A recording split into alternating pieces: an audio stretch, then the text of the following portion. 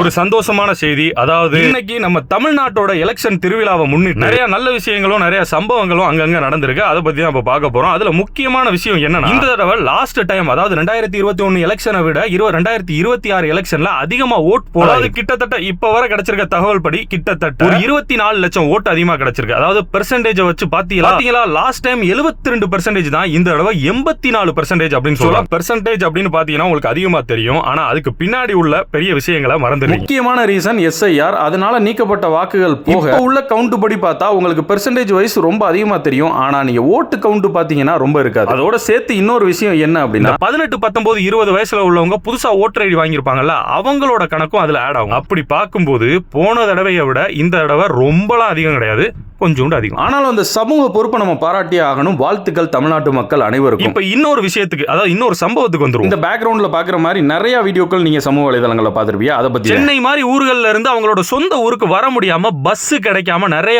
பேர் பாத்தீங்கன்னா கத்திக்கிட்டு இருந்தாங்க. எங்களோட ஜனநாயக கடமையை ஆற்ற விடுங்கடா அப்படின்னு கத்திக்கிட்டு இருந்தாங்க. அது உண்மையிலே ஏத்துக்க வேண்டிய விஷயம். ஏன்னா அவங்களோட ஓட்டுரிமை பறிக்கப்படுற மாதிரி இருக்கு. ஆனா இங்க மேட்ரு என்ன, ஒரு சில பேர், நல்லா கேட்டுக்கங்க, ஒரு கூட்டம், இது திமுக தான் காரணம். அதாவது இதுக்கு முன்னாடி அரசா இருந்துச்சுல திமுக, இப்ப திமுக வந்து எல்லா பொறுப்புலையும் கிடையாது. சோ திமுகன்றது அரசாங்கம் கிடையாது. சோ இப்ப இந்த இதுக்கு முன்னாடி இருந்துச்சுல இந்த அரசு திமுக, அவங்க தான் சதி மேல சதி பண்ணி இந்த போக்குவரத்தை நிப்பாட்டி எங்களை ஓட்டு போட விடாம தடுத்து. இது முற்றிலும் ஒரு முட்டாள்தனமான ஒரு வாதம். ஆக்சுவலா தேர்தல் தேதி அறிவிச்சதுக்கு அப்புறம் இப்ப ஆளுங்கட்சியா இருந்துச்சுல அந்த திமுக, அதை வந்து காபந்து அரசா மாறிடும் அப்படின்னு சொல்லுவாங்க. அதாவது மீனிங் என்ன, கேர்டேக்கர் மாதிரி. அதாவது இருக்கதை இருக்கபடி பாத்துக்க முடியுமே தவிர புதுசா எதையுமே அவங்களால பண்ண முடியாது. வந்து எக்ஸ்ட்ரா பஸ்ஸஸ் விட்டு போக்குவரத்தையும் அவங்களால வந்து எதுவுமே பண்ண முடியாது. திமுகவுக்கு லிமிடெட் ஸ்கோப் தான் இருக்கும். அவங்களால எந்த ஒரு வேலையும் பண்ண முடியாது. முழுக்க எலெக்ஷன் கமிஷனோட கட்டுப்பாட்டுக்கு போயிடும். இப்ப நான் சொன்ன உடனே நான் திமுகவுக்கு முட்டு கொடுக்குறேன், இந்த முட்டா பேலாவது வந்தீங்கன்னா மண்டையில ஏதோ பிரச்சனை இருக்கு. ஏன்னா இப்ப நான் அவனுக்கு முட்டு கொடுத்தா எவனா போய் ஓட்டு போடுவான். அவனுக்கு ஓட்டு போலிங் முடிஞ்சு 4 மணி நேரம் ஆகும். இது காலையில இருந்தே இந்த பிரச்சனை ஓடிட்டு இருக்கு. இதுதான் மேட்டர்னு சொல்லிட்டு எனக்கு வந்து ஓட்டு போட்டுக்கிட்டு இருக்கும் போதே சொல்ல தெரியாதா? அவங்க தான் ஃபேக் நியூஸை பரப்பி ஒரு மாதிரி இன்ஃப்ளூயன்ஸ் பண்ணி கேவலமா இந்த மாதிரி ஈன ஓட்டு வாங்க நினைக்கிறாங்கன்னா,